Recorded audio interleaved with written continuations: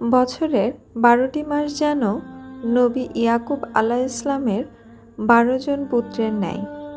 তাদের মধ্যে ইউসুফ আলাইহিসসালাম যেমন তার পিতার নিকট সর্বাধিক প্রিয় ছিলেন, তেমনি রমজান মাসও আল্লাহর নিকট সবচেয়ে বেশি প্রিয়। আল্লাহ তাআলা যেভাবে এক ভাই ইউসুফ আলাইহিসসালামের দোয়ায় 11 জন ভাইকে ক্ষমা করেছিলেন, সেভাবেই রমজান মাসে তোমার দোয়ার ফলে তোমার বাকি 11 মাসের পাপগুলো তিনি ক্ষমা করে দিতে পারেন। ইমাম ইবনুল জাওজি রহমতুল্লাহ হাদিসে এসেছে, নবী করিম সাল্লাল্লাহু আলাইহি ওয়াসাল্লাম বলেন,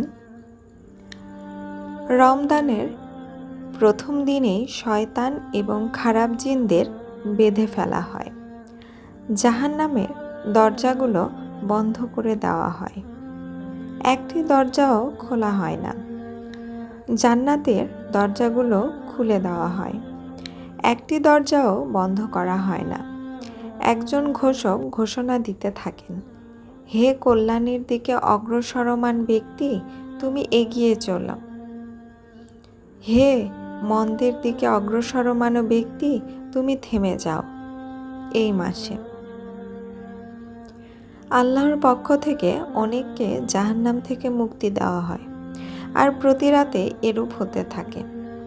ইমাম তিরমিজি আস সুনান 682 হাদিসটি সহিহ।